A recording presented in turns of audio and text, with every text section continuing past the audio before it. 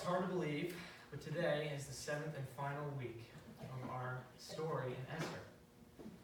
We've walked with Mordecai and Esther through this entire story, and today we finally reach the conclusion of it. In the kingdom of Persia, King Xerxes made it seem like there was no hope, but Mordecai and Esther give us a glimpse of hope. Esther is taken and is made queen, and she becomes a vital role in the story's main plot. And Haman, the king's right-hand man and the evil villain of the story, makes an edict to murder all of the Jews, murder all of God's people. And Mordecai and Esther, while risking their lives, they save their people from disaster. And Haman ends up being hanged. Last week we got a glimpse at the first part of the resolution. Today we will finally finish up the book, going through 9 and 10. Last week we talked about chapter 8, and even though it may have seemed like the story was over, it wasn't just quite. Mordecai and Esther still had to work to get a new edict published to save their people. And we saw last week they succeeded. They got it done. They got the edict published, the new edict. But we're still not quite done with the conclusion yet, because that day hasn't come yet, the day where the people come to fight the Jews. We don't know if the Jews will actually survive it. So last week was filled with parallelism. The author is so good at using this literary device to contrast where we were at the beginning of the story to where we are now. We got to see Mordecai dressed in royal robes and a gold crown on his head, paralleling back to when he was in front of the king's gate and had nothing. He was wearing just a sack and had ashes rubbed on his forehead. This is a time of celebration for the Jews, paralleling back to the weeping and wailing and fasting from before, when Haman's edict first came out. The author makes a distinct difference between Haman's edict and Mordecai's edict. Both sent out an edict, but both had very different results. When Haman's edict went out, it tells us that the city of Susa was bewildered. But when Mordecai sends his out, it says that the city was celebrating. So if it seemed like the story was over, not quite. Today we will finish up our story in Esther. So let's jump right in as we finish up our story. We've got quite a bit of scripture to walk through, as you could tell from the scripture reading from earlier. So starting in chapter 9, verse 1, let's start to walk through it. Verse 1. On the 13th day of the 12th month, the month of Adar, the edict commanded by the king was to be carried out. On this day, the enemies of the Jews had hoped to overpower them. But now the tables were turned, and the Jews got the upper hand over those who hated them. The Jews assembled in their cities and all the provinces of King Xerxes to attack those determined to destroy them. No one could stand against them, because the people of all other nationalities were afraid of them. And all the nobles of the provinces, the satraps, the governors, and the king's administrators helped the Jews, because fear of Mordecai had seized them. Mordecai was prominent in the palace. His reputation spread throughout the provinces, and he became more and more powerful. So at the beginning here of our story, it tells us that it's the 13th day of the 12th month of Adar. Again, we kind of see some weird numbers and some weird names that we don't really understand, so normally we just kind of skip over it because we don't care. But this is important, because this tells us how much time has passed since just the last chapter. And so it has been 9 months, 9 entire months have passed since chapter 8. Mordecai sent out his edict 9 months ago, and now we get to see if the Jews can defend themselves. It's been 9 months. The time has come for them to defend themselves. The second half of verse 1 kind of foreshadows the events that are about to happen and really summarizes the end of our story.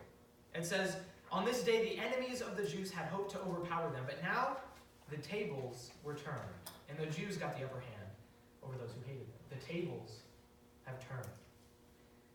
In these last 2 chapters of Esther, this phrase summarizes the end of our story. The tables are turned. Things are different now. The Jews were once at the bottom of society. They had nothing. They had no power, no wealth, nothing. But now Mordecai and Esther, 2 of their own people, are at the top. They've got everything. This changes everything. The tables really have turned. Let's keep reading verse 5. The Jews struck down all their enemies with the sword, killing and destroying them. And they did what they pleased to those who hated them. In the citadel of Susa, the Jews killed and destroyed 500 men.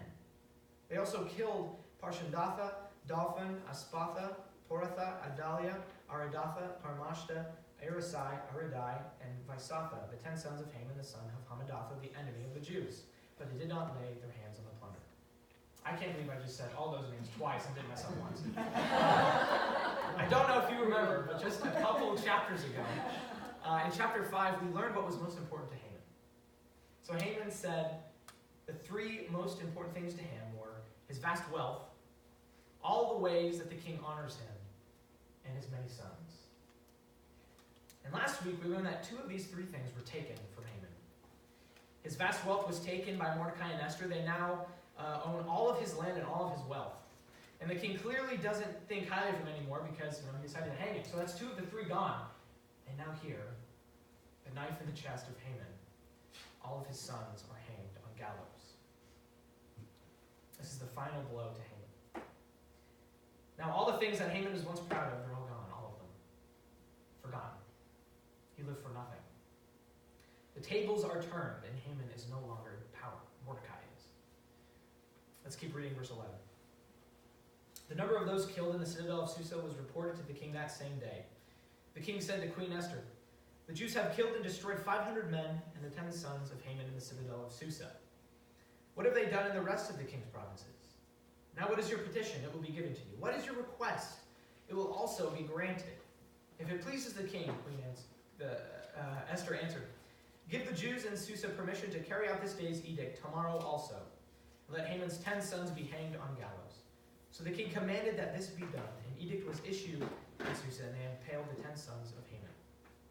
The Jews in Susa came together on the 14th day of the month of Adar, and they put to death in Susa 300 men, but they did not lay their hands on the plunder. Meanwhile, the remainder of the Jews who were in the king's provinces also assembled to protect themselves and get relief from their enemies. They killed 75,000 of them, but they did not lay their hands on the plunder. This happened on the 13th day of the month of Adar, and on the 14th they rested, made it a day of fasting and joy. So we've read through the first half of chapter 9, which is the actual completion of the plot. The plot is over. Haman's sons are hanged publicly just to further embarrass him, and the Jews successfully defend themselves from the people who hated them. And it says that on the 14th day, they rested and made it a day of feasting and joy. Again, another contrast in previous chapters when the Jews were once weeping and wailing and fasting. They are now resting, feasting, and filled with joy. Completely different. So now as we move to the second half of chapter 9, it talks about the implications of the resolution. What happens after the resolution? It talks about this holiday called Purim. Let's find out about Purim. Starting in verse 18. The Jews in Susa, however, had assembled on the 13th and 14th. And then on the 15th they rested and made it a day of feasting and joy. That is why rural Jews, those living in the villages, observe the 14th of the month of Adar as a day of joy and feasting, a day for giving presents to each other. Mordecai recorded these events, and he sent letters to all the Jews throughout the provinces of King Xerxes, near and far, to have them celebrate annually the 14th and 15th days of the month of Adar as the time when the Jews got relief from their enemies, and as the month when their sorrows was turned into joy, and their mourning into a day of celebration. He wrote them to observe the days as days of feasting and joy, and giving presents of food to one another and gifts to the poor. So this resting and celebrating and feasting kind of happened spontaneously at first, but then after a while, Mordecai decided to make it an official holiday. He wrote it down. So it says that he recorded these events, and he sends out letters to all the Jews to celebrate their victory every year. They're going to celebrate this every year. It says that Mordecai recorded these events, possibly meaning that he's in fact the author of Esther. Esther is the beginning of this celebration, of this new holiday. So let's go up and finish chapter 9, reading verse 23 through the end.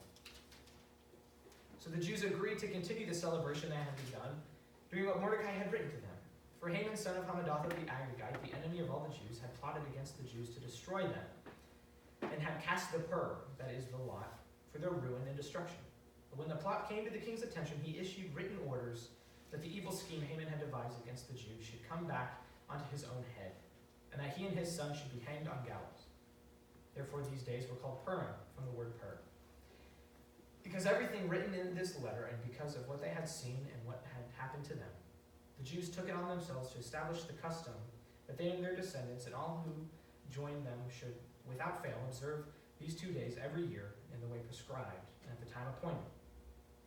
These days should be remembered and observed in every generation by every family, and in every province and in every city. And these days of Purim should never fail to be celebrated by the Jews, nor should the memory of these days die out among their descendants. So Queen Esther, daughter of Abihail, along with Mordecai the Jew, wrote with full authority to confirm this second letter concerning Purim. And Mordecai, son, sent letters to all the Jews in the 127 provinces of Xerxes' kingdom, words of goodwill and assurance to establish these days of Purim at their designated times. As Mordecai the Jew and Queen Esther had decreed for them, and as they had established for themselves and their descendants in regard to their times of fasting and lamentation, Esther's decree confirmed these regulations about Purim, and it was written down in the records. So the author kind of takes us out of the main flow of the story and tells us about the importance of this new holiday.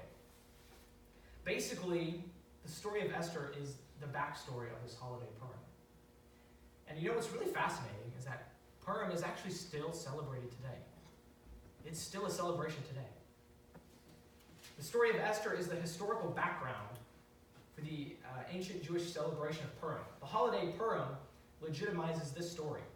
The story of Esther is not only significant in the date and time of when it happened, and within its historical setting, but it's significant to all people of all time. And Purim kind of confirms that. They still celebrate this today. I just think that's so cool. So now that we've finished chapter 9, now let's look at the final chapter of Esther. It's much shorter, chapter 10. Let's read the first 2 verses. King Xerxes imposed tribute throughout the empire to its distant shores, and all his acts of power and might, together with a full account of the greatness of Mordecai, whom the king had promoted. Are they not written in the book of the annals of the kings of Media and Persia? Just stop there. This is interesting. So verse 1 talks about the extent of Xerxes' rule. So this actually parallels back to chapter 1, verse 1, whenever it says Xerxes reigned from India to Ethiopia over 127 provinces. So this verse talks about the extent of his rule. But the author goes further this time. He doesn't just repeat what he said in verse 1 of chapter 1. He goes a little further here. He says Xerxes imposed tribute throughout the empire to its distant shores. To its distant shores, that's what he says. Distant shores in Hebrew literature was almost metaphorical to explain that it basically covered the entire earth. Distant shores meant that it was massive, it was huge.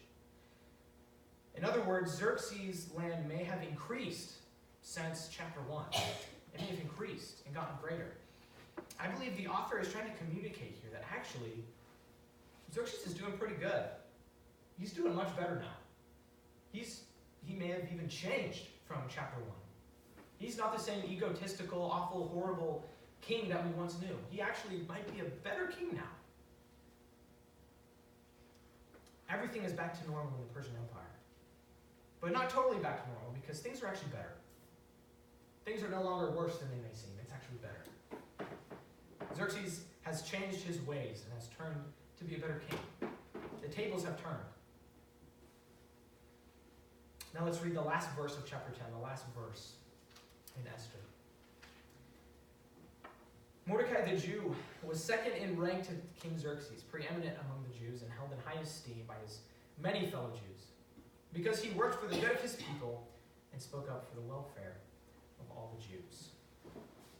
This last verse in our story parallels Mordecai to Haman. Haman was once second in command to King Xerxes, but now it's Mordecai.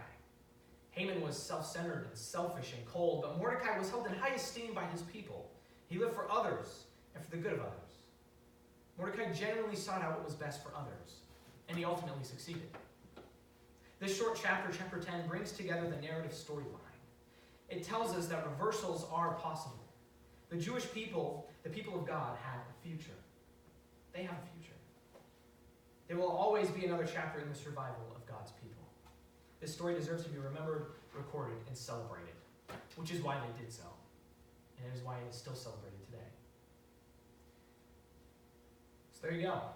That's Esther. That's the end of our story. So now that our story is done, what can we get from the past 7 weeks of going through this story of Esther? I have one thing to say for our story. I have one thing to say after the past 7 weeks. One thing. God doesn't skip steps. God doesn't skip steps. I was reading this last week in the Gospel of Luke, and I came across something that really made me think. I was in Luke chapter 2, and Jesus was just a boy. And I think this time of Jesus' life is kind of overlooked, because you just kind of skip the little kid part, like, oh, who cares, just go to this ministry part. So he's 12 years old, he's just a boy. And he's at the temple, right? We all know this story. He's at the temple, and he's just 12, but he's conversing and teaching with these religious teachers that are really intelligent. And here's this 12-year-old boy telling them things, and they're amazed.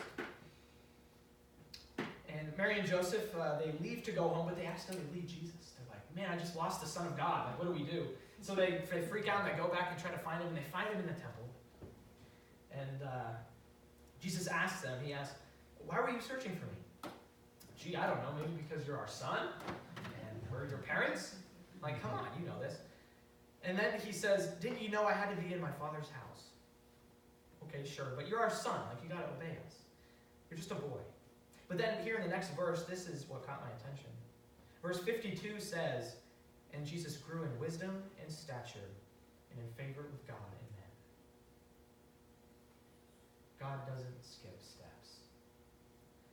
Something that is interesting to me is in the church with Jesus, when we're asked what we're most grateful for, pretty much everyone would, it's a no-brainer, say the cross. I'm most thankful for the cross. And yes, we should be grateful for that. We definitely should be thankful for the cross. But the gospel doesn't start at the cross. There's 20-some chapters, depending on what book. There's a lot of chapters in between the beginning and the cross. There's a whole journey, a whole process that Jesus had to go through. He sent his son down to become flesh, and he grew in wisdom and in stature and in favor with God. God didn't skip steps. I like to skip steps. Honestly, I can find myself just wishing for the weekend to come. And especially in school, just kind of wishing for Christmas break. Oh, can you just get here? Or the summer. Oh, can the summer just get here? Oh.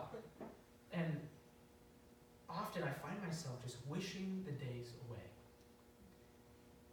I just want what I don't like to go away, and what I want, I just want it right now, right? That's what we all want.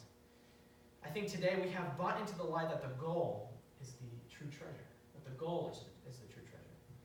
When in reality, it is the process and the journey to get to the goal where God does his greatest work. It is the journey and the process that is the jewel, that is the prize. Too often we like to skip steps. Sometimes we think that the goal is so important that it's the only point for why we are doing what we are doing. We would love to just skip all the steps and just seize the goal, just take it. That's all we want. But then I come to passages like this in Luke. And Jesus grew in wisdom and stature and in favor with God and men. He doesn't skip steps. I think most of you would agree when I say that I can get frustrated with the movement or lack thereof of God. We want to skip the steps. I want my transformation, I want it now. If I say a prayer when I open my eyes, I want it answered immediately, just right there. That's what we want. But I serve a God that refuses to skip steps. I serve a God who knows what I can take. He knows what I need to grow. And he knows that if I skip steps, it will destroy me. It will devour me. And so what I think is abandonment, he tenderly waits, knowing that it isn't yet time for me to move on to the next step. He knows what is best. But I become so obsessed with the goal that I don't just want to skip steps. I wish the days away. I wish the days away. God was transforming Esther and Mordecai. He was working in them. He didn't skip steps with them. What would the story be like if it started how it ended? If Mordecai and Esther started at the top? It would mean nothing. But because it started, they were at the bottom and then worked their way up through their hardship. It's valuable. It means something.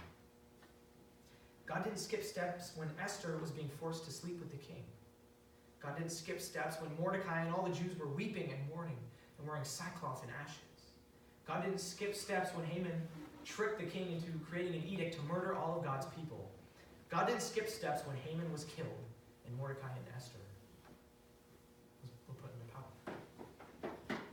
God didn't skip steps, and even if you can't see it, he's working in you also. He's working in you also. Change is possible. Change is coming. The tables can't turn. Esther teaches us that. Esther and Mordecai started with nothing, but at the end finished with everything.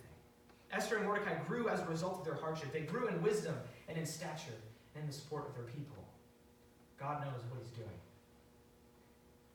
At the end of Esther, we realize that the goal isn't the prize. It's the journey. It's the journey.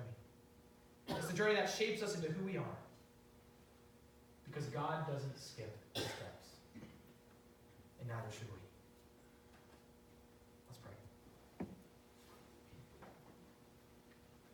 God, thank you for not skipping steps, even though I hate to admit that.